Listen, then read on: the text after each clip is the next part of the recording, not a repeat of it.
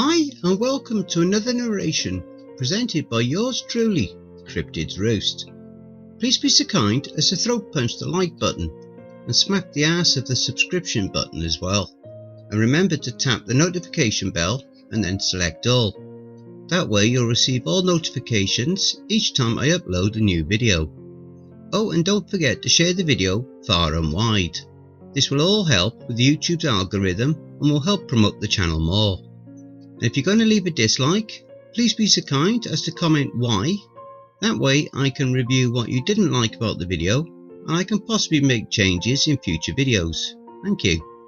If you enjoy listening to the following story, be sure to pop over to the author's Reddit profile and drop them a line, or even give them a glowing review. I'm sure they would appreciate it. The link to their Reddit profile will be below in the description. So grab your coffee, sit back and enjoy the show. And don't forget, where fear is, happiness is not.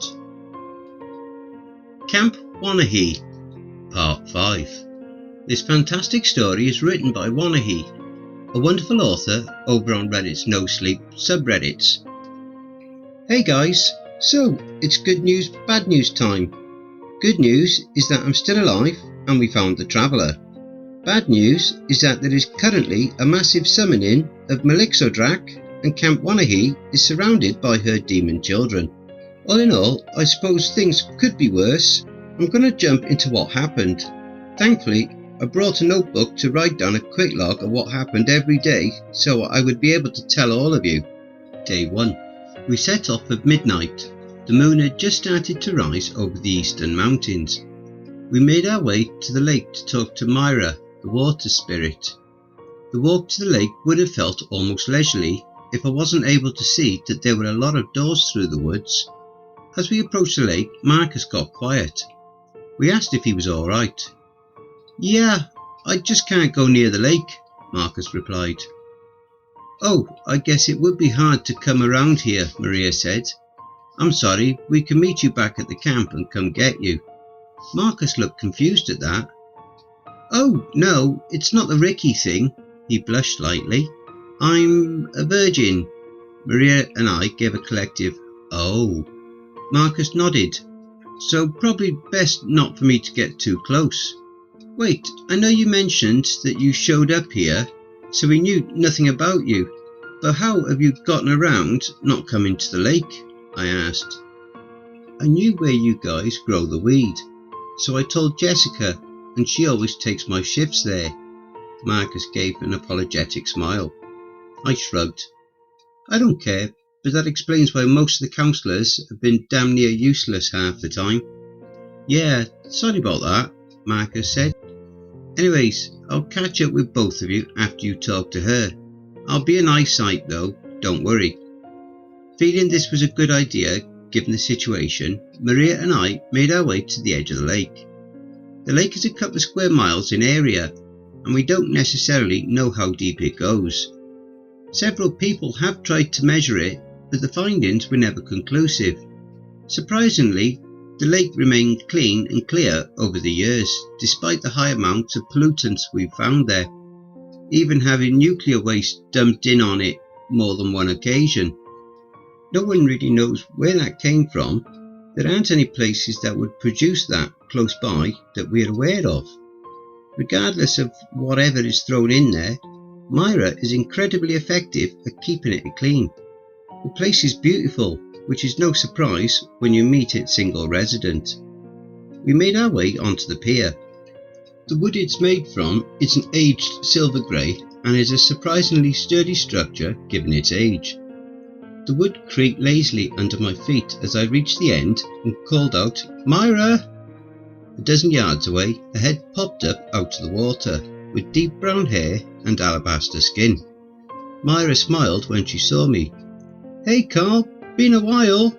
She had an accent that sounded very similar to Irish, but it wasn't. It's incredibly hard to explain, and I'm no expert when it comes to accents, but it felt off. Like someone who has spent a lot of time trying to nail down an accent but missed the important small details. Yeah, things been busy back at camp, I said as I sat down on the edge. Myuu swam effortlessly up to the pier. She made the smallest ripple in the glassy surface, the reflection of the stars and moon warping at its passing. Myra climbed up to sit next to me, though her feet never left the water. She always has a lustful innocence to her actions, and the way she looks at you with her jade green eyes. She wears a white gown that clings to her skin, but is never translucent, only putting emphasis on her form. She's beautiful, is what I'm getting at. The kind of beautiful that gives you butterflies when you make eye contact. It still happens to me, even after years of knowing her. Myra wrung out her hair.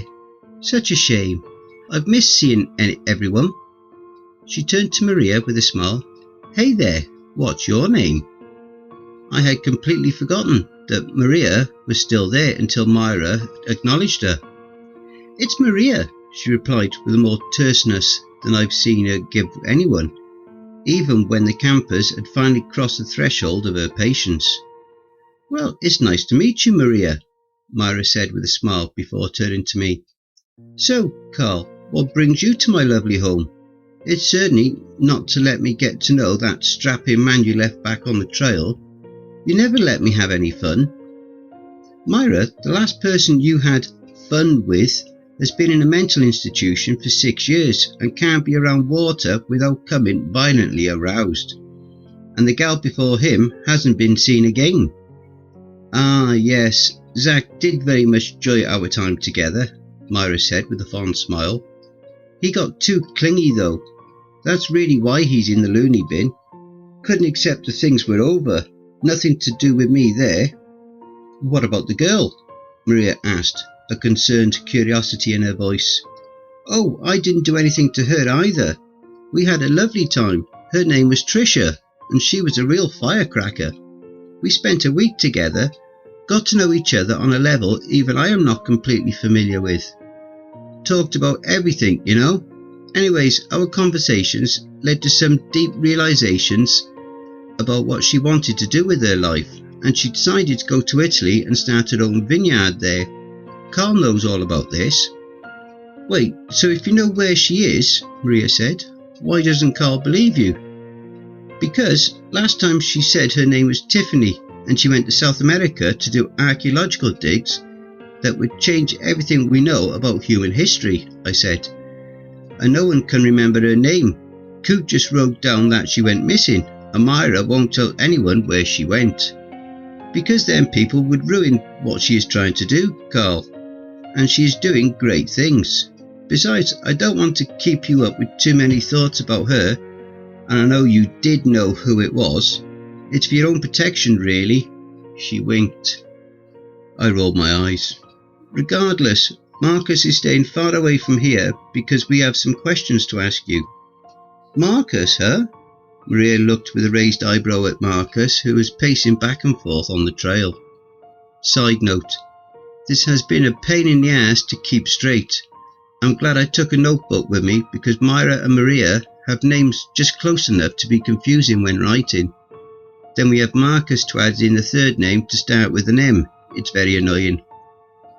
He looks real sweet, nothing like the drunk guys who come around here to go skinny dipping.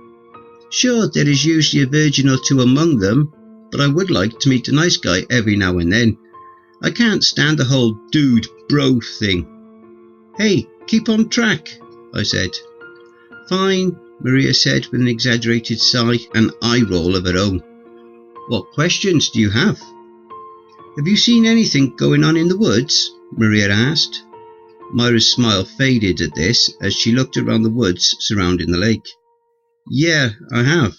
Seen some weird things on the edges of the forest, but they don't come out of the trees. I just see them walking, strange silhouettes that make awful noises. Nothing more than that, but it's happening a lot. Have you seen them during the day as well? I asked. Yeah, I have. Mostly at night, but I've seen them during the day too. I've seen the faceless as well during the day. Yeah, we have too, Maria said. 3 campers went missing earlier tonight as well. Have you seen them come this way? I asked. Myra grew somber at this news and shook her head. No, I'm sorry, I haven't seen them. I'll keep an extra close watch on my rivers for them, I sighed. Okay, thanks for doing that. It would help a lot. Try to keep them safe if they do come around you, if that's something you can do. Of course, I always protect them where I can, Myra said. Man, you guys are just absolute downers. What the hell is going on around here? You don't know? Maria asked. Myra shook her head. It's dangerous for me to leave the water, dear. Think of a fish, but I am only capable of being out of water for maybe a minute before dying. And it's incredibly painful the entire time. I get all the information from the campers, counsellors, and Carl. To answer your question, I said, someone opened up one of the doors in the woods. He wasn't anyone we knew, but we are pretty sure he's dead. Maria and I were able to close it again, but apparently that one door broke some seal placed on a demon plane. Now there are doors opening up all over the damn place, and Enola's ancestors told me that the world is going to end. We need to find someone called the Traveller, since they supposedly know about the doors. Have you heard of her? Myra looked down into the water, her reflection framed by stars. Yes, I have heard of someone referred to as the Traveller. I haven't seen her for a very long time though, and I was only ever at her home once when I was a child. She brought me here and other young children of my species through one of those doorways to escape our dying planet. That was thousands of years ago though. I haven't been back since, and I haven't seen her in at least a century. Maria and I shared a disheartened look. So, you have no idea how to get there? I asked dejectedly. I didn't say that. I was just stating some facts, Myra said. Really? A simple, I remember where she lives, would have sufficed, Maria said in frustration. We are kind of fighting the clock here. You know, you're cute when you get mad. I bet Carl agrees, Myra said with a smile and a wink. Maria scoffed. You're going off topic again, I said. Besides, Myra continued, time becomes irrelevant when you enter your second millennia, and no one has been in a couple of weeks, so I feel entitled to having my bit of fun now. Anyways, I have a vague memory of where she lived. It was up the mountain east of the camp, the one that used to have the old asylum.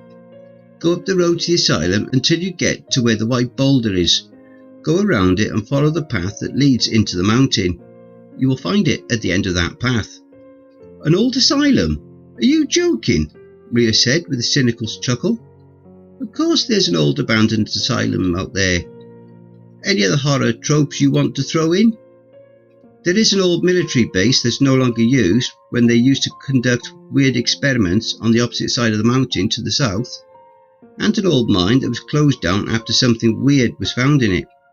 No one ever said what it was.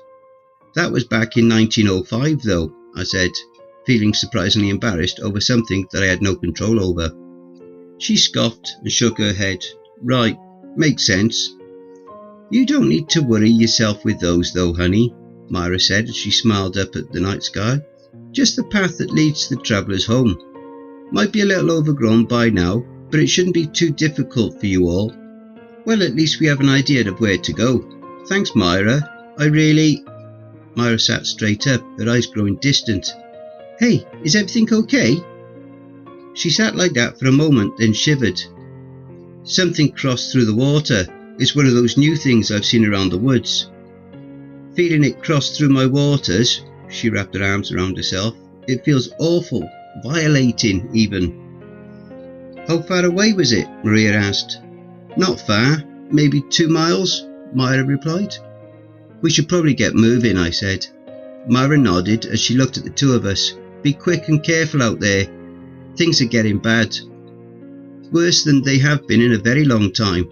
And if you get into a bind, you can try to make your way to the river where I might be able to help you all. Thanks, Myra. Despite the somber mood, Myra gave a genuine smile with a wink. Anytime, handsome. It was nice to meet you, Maria. Come back another time if the world doesn't end. She blew a kiss at Marcus, who reacted as if he had just been slapped, stopping him mid-pace. Myra laughed as she slipped back into the water. The surface of the lake remained glassy except for that single ripple that bent and warped the night sky. Myra and I began making our way back to Marcus, who was looking around very confused. "Can I request to not do any time at the lake if we survive all of this?" Maria asked. "Why?" I asked. "I don't really like Myra. She's not like Treeleg or John. She can and has hurt people.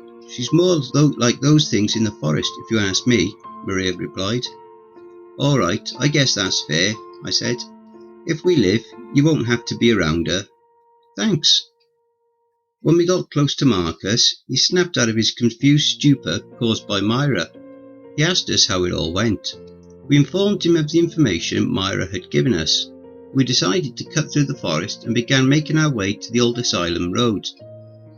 We walked until daybreak and decided to set up a tent to eat and get a few hours of sleep. Day 2.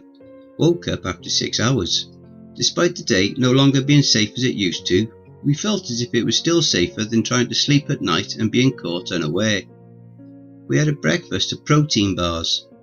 I figured if we kept moving at a good rate, we could reach the road to the old asylum by the next day. The three of us kept close as we travelled. Maria had the rifle that Enola had given to Coot about a decade ago. Maria said it was a Remington 700.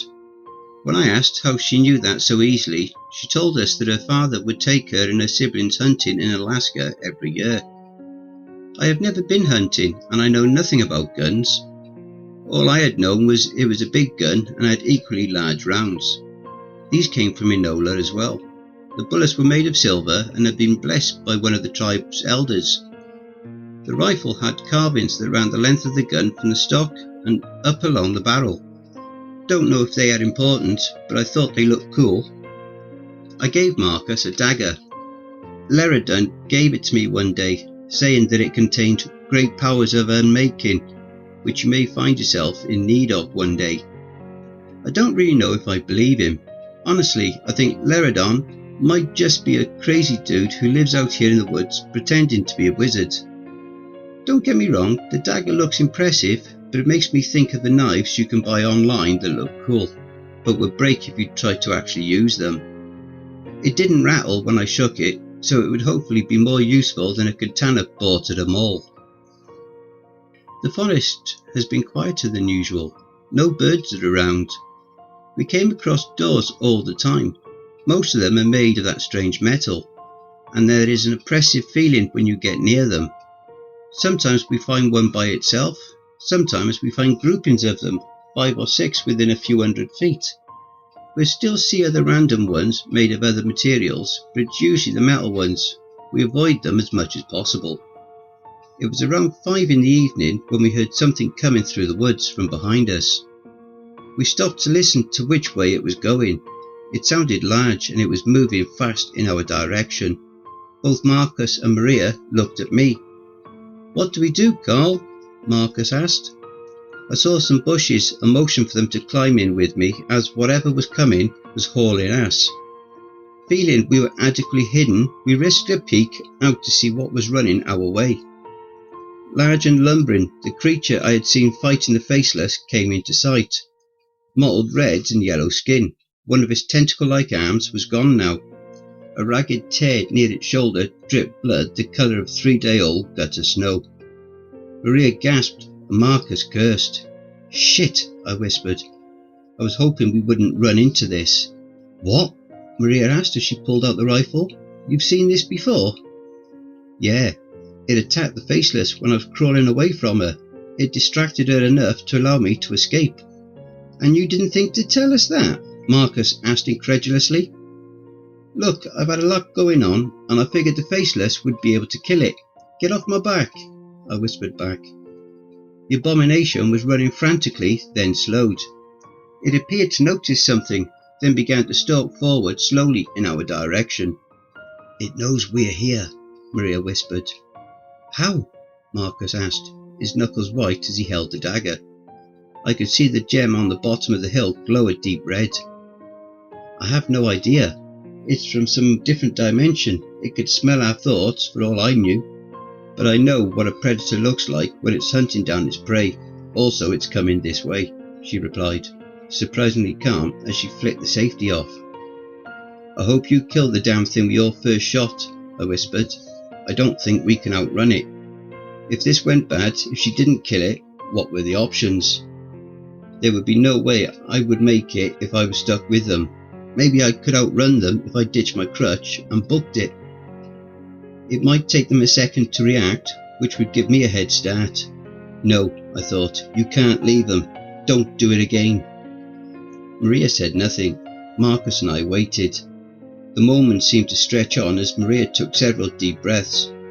On the third, she let it out slowly, and the quiet of the forest was shattered by the crack of the rifle. I saw the creature knock back from the impact of the shot. A bloom of grey-brown blood erupted from its chest. Around the wound, the skin started to blacken. It howled so loudly that I could hear it over the ringing in my ears as it charged. My heart was pounding so hard I could feel the blood pulsing through me with each beat.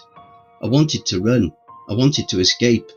"Don't do it. Don't be the monster you think you are." "That she said you are."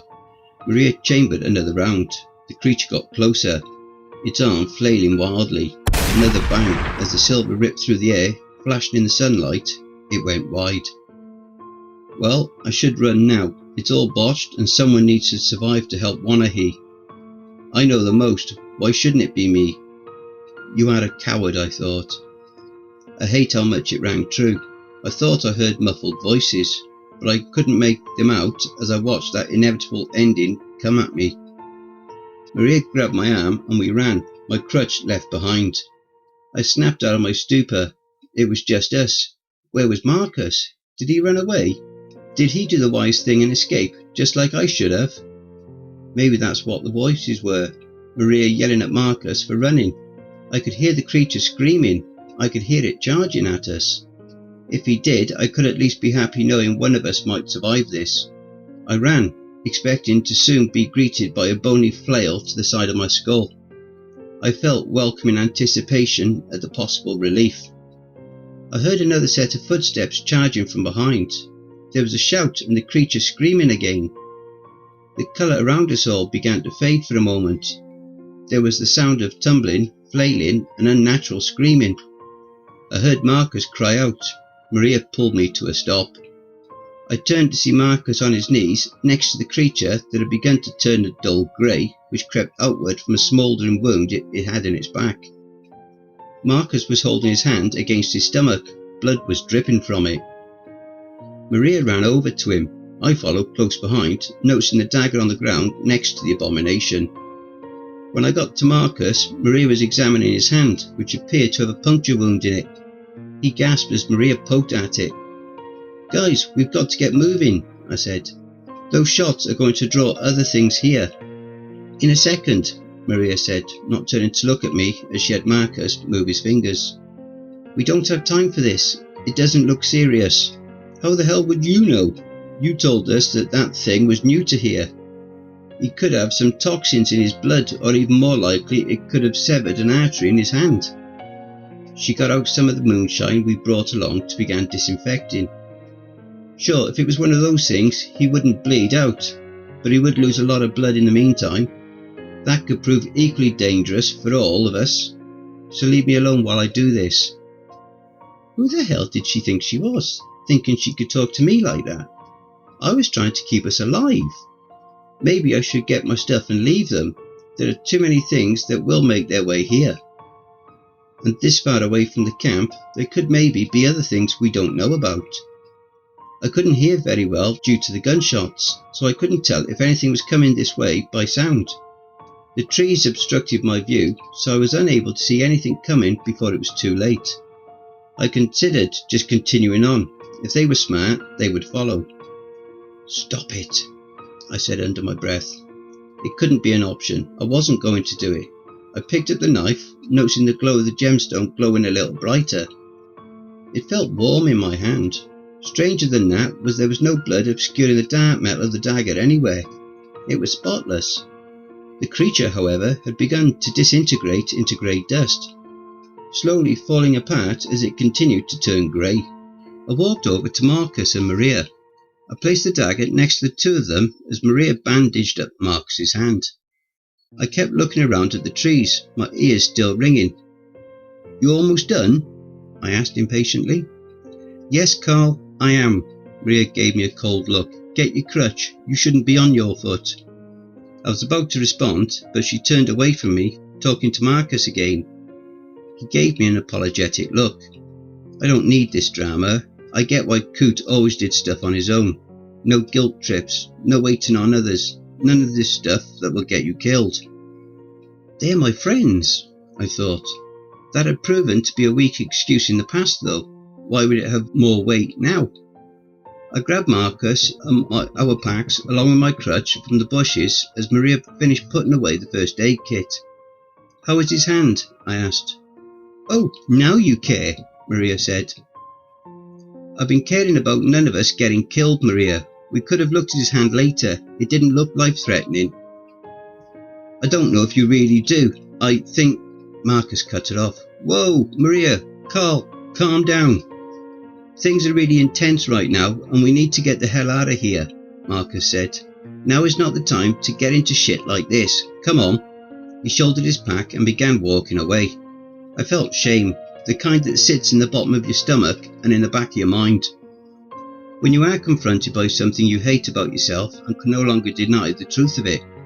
I didn't care as much as I believed I did. During that whole time I was worrying about what I should do. We didn't play much of a part. When I had to depend on others, I was looking for a way to save myself, assuming they would let me down. Because I had done it before. If I would do that, I couldn't trust anyone, because anyone could do it too. I realised I am just a coward playing at being a hero. No one said more than was necessary the rest of the night. The silence between us felt deafening. The rest of the day passed without much incident, and we eventually made camp at around 5 AM as the sky was starting to lighten. Day 3. Woke up a few hours later to a scream from Maria. I shot bolt upright to see her scrambling away from Marcus and me, pressing herself against the tent. Her eyes were wild with fear. Who are you? She screamed. Her hand fell on the rifle beside her sleeping bag, which she grabbed quickly and pointed at me. Where am I? What did you do to me? My throat was instantly dry. I have very rarely been at gunpoint and I wouldn't recommend it. Maria, it's me, Carl. I'm your friend, your co-worker. I don't remember you. I have no idea who the hell either of you are. Marcus continued to snore. What the hell? How is he sleeping through this? I thought as I started nudging him hard with my foot to wake him up. It took a couple of tries. What, dude? A groggy Marcus said. I couldn't see him, but he seemed to figure out the reason for waking him quick enough. Oh, what's going on? He sounded much more awake. Maria looked between both of us. Her finger rested on the safety, which was thankfully still engaged. You don't remember either of us? I asked as calmly as I could manage. No, I don't remember you. Did you kidnap me? Drug me at a bar? You and your buddy over here? Maria moved her head towards Marcus. No, we wouldn't do that, I said. We work at a camp, all three of us, don't you remember? Maria, you've been here for months. You don't remember anything that's been happening? Marcus asked. I heard Marcus beginning to shift, I assumed to sit up. Maria moved the gun towards him, and I now saw the safety was off. Don't you fucking move. I will blow you both away. Her hands were shaking, but I didn't doubt she would. Okay, you're in charge here. My heart was racing. If I may make one suggestion, can you please not be so loud? Why, will I alert someone? She asked, her voice getting noticeably louder. No, you might alert something, Marcus said. Maria narrowed her eyes. What the hell does that mean? We are somewhere very dangerous, Maria. Somewhere that being loud would draw the attention of a very dangerous things that would kill us, all three of us, I said. Like a faceless woman who has a desire to kill anything, Marcus added. A faceless woman? Sounds like some stupid local campfire story. She gave a derisive laugh. What do you call this character? The Faceless, I said. She began laughing again. Oh, come on, that is the most unoriginal name I have ever heard. The Faceless? Maria's laughing continued, but it trailed off quickly and her expression became confused. Wait, no, I've heard that before. She's pale, sickly looking, long fingers. What? Maria, you've been at Camp Wanahee for a couple of months where we've had to protect ourselves and others from things like the faceless, I said, keeping my voice calm. She was still pointing the gun at us, but seemed to have forgotten that fact. I really didn't want to do anything that might cause her to pull that trigger. Camp Wanahee. I know that name. Why do I know that? Maria asked in a whisper. Her eyes widened in horror as she appeared to recognise Marcus and I. Carl! Marcus! Oh my God! Maria let go of the gun. You remember us? Marcus asked. Maria nodded as she looked at the rifle where it had fallen in her lap. She looked horrified as she moved it off her and left the tent in a hurry. I heard her run a short distance away and thought I heard her vomiting. Of course, something like this would happen, I thought to myself as I got up to follow after her. Hey Marcus, I'm going to have you stay here to look after the rifle, just in case whatever she just went through happens again. Yeah, he said with a nod, his voice shaking slightly. Sounds good. I would rather not have someone else point a gun at me today. Same, I said as I left the tent.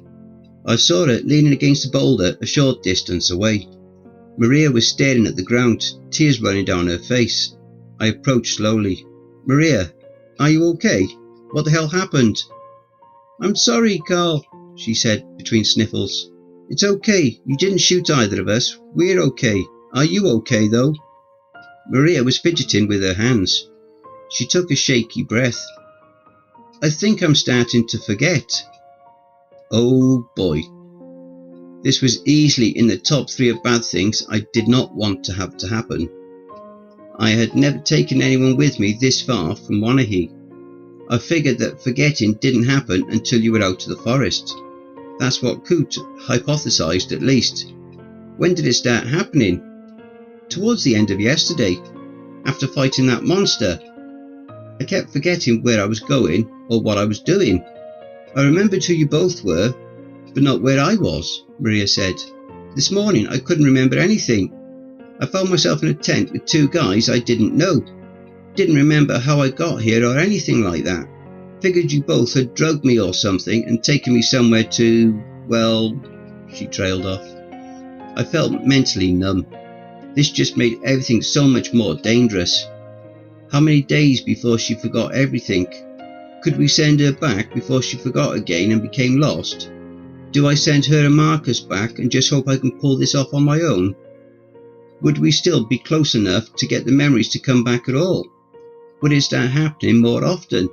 What if she forgot and decided to run off while Marcus and I slept? Not remembering the dangers of the woods and come across something she didn't understand. This was very, very bad. It'll be okay, I gave her a hopefully reassuring smile. We aren't far from the mountain. If we hurry, we might be able to find the travellers home today. Maria sniffed and wiped her eyes as she nodded. Yeah, let's get started then. Grab yourself something to eat. I turned to walk away but stopped when I felt her grab my hand. Maria seemed to be searching my eyes, diving within my soul, trying to find something. I'm not sure if she found it. I'm sorry, Carl, she whispered. I hoped I wouldn't forget when it was time for me to leave here, but I guess I'm going to be like everyone else. It's nothing to apologise for, Maria. It's not your fault, I said. She seemed confused by that. Yeah, of course. Maria let go of my hand and went to her pack. She was shaking her head as she wiped her eyes. In truth, I wish I could forget too. I wish I could forget Wanahee, but I couldn't. I had been like Marcus. I went home at the end of my first summer and remembered everything. Couldn't function in society. Everyone else treated me like I'd lost my mind. I couldn't stop the screaming and everyone told me they'd never heard of Wanahee, that no one was looking for a girl named Ruby Harris. The rest of it I could deal with, but I couldn't handle that she was completely forgotten because of me. She existed in only my memory, and I didn't deserve that. It should have been her family. I decided I only belong at Wanahee. I belong here in the woods, where monsters and demons exist. I returned after a month away. Coot let me stay here. He was surprisingly understanding. He decided to teach me everything. He felt he could retire now since the burden had been passed to someone else. Someone he and the owner felt was competent. I'd hoped it was going to be a place I could belong, where I could be with people who understood what was going on here. It ended up being that place, but the fact that they left after a few months and I was forgotten made things so much worse. As I have been going through the shit show that this past month has been, I've realised that Camp Wanahee is my prison. For whatever reason, be it a god or the multiverse, I was cursed to remember Wanahee. Now I have to watch over this place to keep others from being killed, so I could possibly make up for my past. I was starting to realise that I hated this. I hated Wanahee, and I was starting to hate myself more than usual. The thought of abandoning Marcus and Maria yesterday, I had been so close to doing it, so close to just running and leaving them to be taken by that creature while I got away. You're a monster like the rest of us. Ruby's accusation when I was running through the woods. I wish I could say I disagreed. I never thought I was, but after yesterday, I think she's right.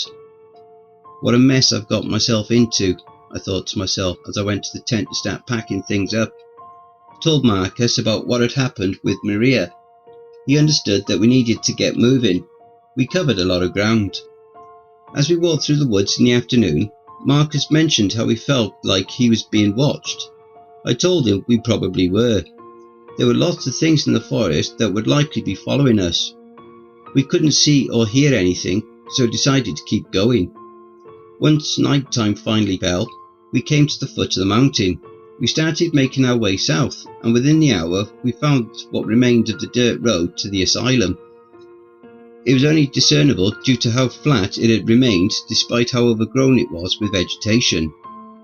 Climbing the path was easier due to the lack of trees, but we felt horribly exposed as well. It was terribly unnerving. I figured at any moment we would hear the scream of something and see it charging up at us, with no way to escape it. It made all of us uneasy, and we decided to move much faster up the switchback-in roads.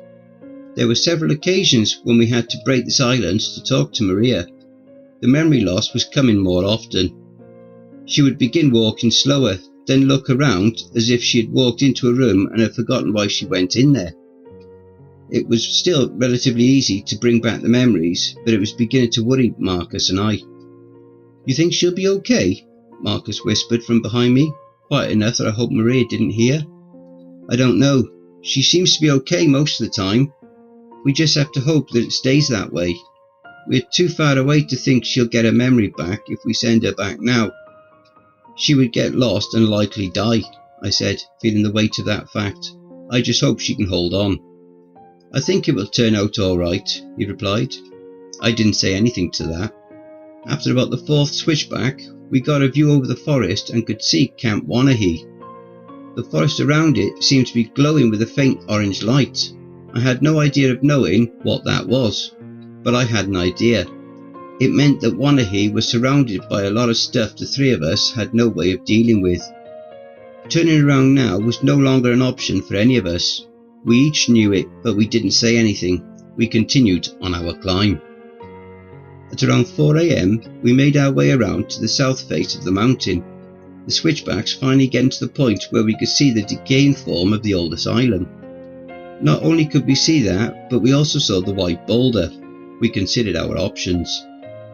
There were still several switchbacks to go before we arrived at the boulder, and who knew how much longer to go after that. "Should we try to sleep now?" Marcus asked. "Depends." I looked to Maria. "How are you feeling?" "I've had some moments where I've forgotten what we are doing, but so far I've only forgotten who you guys were once, which passed really quick," she said. "But I felt similar yesterday. It was only after I went to sleep that things got to how they were earlier." "Okay, so we probably shouldn't sleep right now," I said. "Coot explored a lot of stuff around Wanahee, but he rarely came out this way because of how far away it is. There are possibly things here we don't know about that can be dangerous. I don't want to risk her losing her memory when we are so close to an answer. Do you think we can go without sleep until we find something? Marcus asked Maria. Yeah, I'm tired, but I can keep going, she said with a confident smile. I don't want to risk it. As we approached our destination, we noticed that the boulder was impressively large. It leaned against a wall of rock perhaps 40 feet tall where the switchback was. The road came out further from the mountain here, the workers deciding it would be easier to build around the boulder rather than try to remove it. We made our way to the far side of it and found about a 2-foot crack between the boulder and the wall. It looked like it was a dead end after about 8 feet where the boulder and the mountain met. Marcus volunteered to go in to check it out regardless. He slid in and began to shimmy his way through. Oh man, there's actually a way into the mountain, Marcus said excitedly. He took a right that we couldn't see from the angle we were at. Marcus told us it was safe to go in. I followed first with Maria right behind me. The area Marcus had come to was a decently sized cave with a surprisingly narrow opening. We turned on our flashlights and began making our way forward. Do you think anyone would have ever found this place if Myra hadn't told us? Marcus asked. Since it hadn't been discovered as far as we know when the asylum was being used regularly, I doubt it. No one comes up this way anymore aside from the occasional ghost hunting show. There would be no reason for anyone to look, I said, appreciating the surprisingly smooth floor and how much easier it made for me to get around with my crutch. The air was stagnant, and compared to the currently sparse sounds of the forest outside, this place was deathly quiet. Each step sounded deafening by comparison. The tunnel curved up gently, and when it levelled out again, we found ourselves faced with trees. The leaves were a dull charcoal grey and trunks ashy silver. They even managed to lightly reflect some of the light from our flashlights. The three of us just stopped and stared at this. Carl, Maria whispered. I have no idea, Maria. I have never seen anything like this. We began looking around with our flashlights. The ceiling curved gently above us and levelled out at well over 50 feet. But the trees obscured most of the view, making it impossible to tell if it raised or lowered. The walls continued out from where we were to either side, and our lights couldn't see a curve to them, nor could we see an adjoining wall. This place is absolutely massive, I said as I began to slowly move into the trees. Something here felt very wrong. Not the usual wrong either. There was something about this place that was pervasively and oppressively wrong. I heard the other two begin following me. We'd only made our way in a few yards when we heard an all too familiar muffled scream reverberating from somewhere within the cave. All three of us stopped immediately. No, that can't be right. This couldn't be happening. It was a shared delusion or something. We heard it again, erasing that flimsy doubt. Of course, I thought, even at the end of the world, that bitch would be where we need to go. Shit, I'm sorry to cut things here. I think something is happening outside. The defences around Wanahee have been really stressed. The sky has also turned a new shade of crimson that makes my fingernails itch, so things can't be going great. I need to go. I'll update soon. Hopefully. Don't forget, if you enjoyed that story, be sure to pop over to the author's Reddit profile and drop them a line, or even give them a glowing review. I'm sure they really would appreciate it. The link to their Reddit profile will be below in the description. And don't forget to check out the merch store. The link will be in the description and also in the video thumbnail. And if you'd like an honourable mention, send in a snapshot of yourself with your purchase and I'll feature it in one of the videos. Have you written a creepypasta story you would like me to narrate? Have you had any cryptid sightings, paranormal or supernatural encounters, or even had a creepy or terrifying situation you would like to share? Well, I now have my very own subreddit community where you can submit your stories. The link for that is also in the thumbnail as well as below in the description. You can submit your stories there, or you can send them to cryptidsroost@gmail.com. If you wish to remain anonymous, that's fine with me. Now I also have a Facebook group, Twitter, Reddit and Discord. And if you'd like to support the channel and help make it grow, My PayPal is paypal.me/cryptidsroost. If you wish to remain anonymous, that's fine with me. I also have a Facebook group, Twitter, Reddit and Discord. And if you would like to support the channel and help make it grow, my PayPal is paypal.me/cryptidsroost, and any and all donations would be gratefully received. Again, that will also be below. And don't forget, where fear is, happiness is not.